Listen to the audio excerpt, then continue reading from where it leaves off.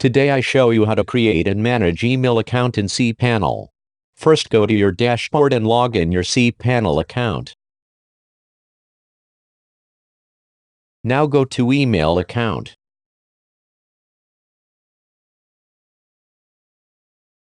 Now click Create button. Now provide username in the email.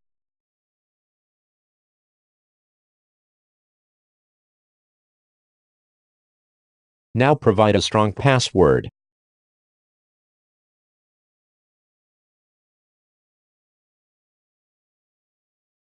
Now click Create button.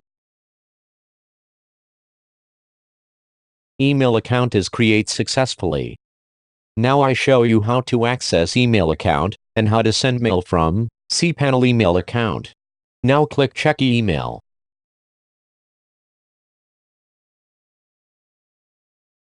Now click Set as default and click Hoard.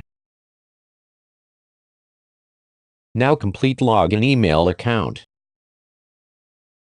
Now you can find all email in here, inbox, send, drafts. You can send new mail from here. Click Send email.